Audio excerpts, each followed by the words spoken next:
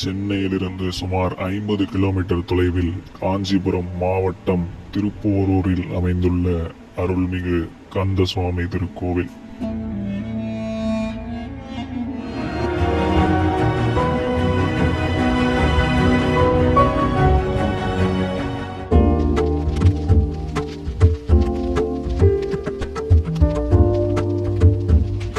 முருகப்பெருமான் அசுரர்களை அழிக்க அவர்களுடன் 3 இடங்களில் போரிட்டார் என்று கந்த புராணத்தில் கூறப்பட்டுள்ளது. திருச்செந்தூரில் கடலில் போரிட்டு மாயையை, அதாவது உலகம் நிலையானது என்ற எண்ணத்தை அடக்கினார். திருப்பரங்குன்றத்தில் நிலத்தில் போர் செய்து கண்மத்தை, அதாவது வினைப்பயனை அழித்தார். அதுபோல இங்கு திருப்போரூரில் விண்ணில் போர் புரிந்து ஆணவத்தை அடக்கி மக்களுக்கு ஞானம் தந்தார். போர் புரிந்த இடம் ஆதலால் இந்த ஊருக்கு திருப்போரூர் என்ற பெயரும் ஏற்பட்டதாக கூறப்படுகிறது. அதுபோல சமராபுரி என்ற பெயரும் உள்ளது. சமர் என்றால் போர் என்று அர்த்தம். அரக்கர் குல அரசன் சூரபத்மனின் சகோதரன் தாரகாசுரனுடன் முருகன் போரிட்ட இடம் இந்த திருப்போரூர். அதனால் இந்த ஊருக்கு தாரகாபுரி என்ற பெயரும் உள்ளது.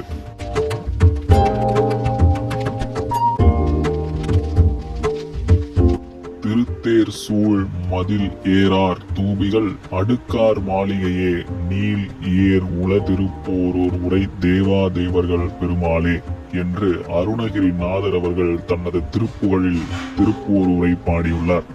இதன் பொருள் அழகிய தேரும் சூழ்ந்துள்ள மதிலும் எழில் நிறைந்த கோபுரங்களும் அடுக்கு மெத்தைகள் கொண்ட மாளிகைகளும் ஆகிய நீடிய சிறப்புகள் வாய்ந்த திருப்போரூரில் வீற்றிருக்கும் தேவனே, தேவர்களின் பெருமாளே என்று திருப்போரூர் முருகனை அருணகிரிநாதர் அவர்கள் தனது திருப்புகழில் பாடியுள்ளார்.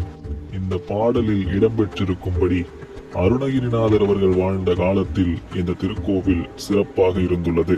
பின்னர் இந்த கோவில் மண்ணில் புதையுண்டதாக கூறப்படுகிறது.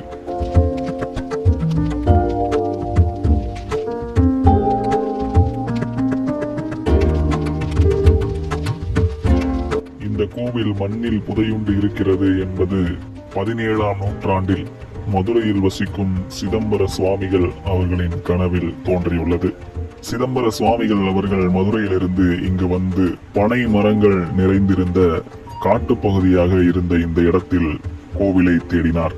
அப்பொழுது ஒரு பனை மரத்தின் அடியில் முருகன் சிலையை கண்டெடுத்தார். பின்னர் இந்த காட்டை சீர்திருத்தி திருப்போரூர் ஆலயத்தை மீண்டும் எழுப்பினார். முருகன் சிலை கண்டறியப்பட்ட போது அது ஒரு பனை பாத்திரத்தில் வைக்கப்பட்டிருந்தது. இந்த பாத்திரத்தை இப்பொழுதும் வைத்துள்ளனர்.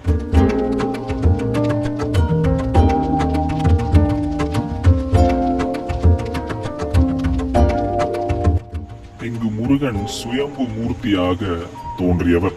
அதனால் அவருக்கு பிரதான பூஜைகள் செய்யப்படுவதில்லை. பிரதான பூஜைகள் செய்வதற்காக முருகனின் 300 திருப்பெயர்கள் பொறிக்கப்பட்டு கூர்ம, அதாவது ஆமை பீடத்தின் மேல் வைக்கப்பட்டுள்ள சுப்பிரமணியர் எந்திரத்திற்கு பிரதான பூஜை செய்து வழிபடுகின்றனர்.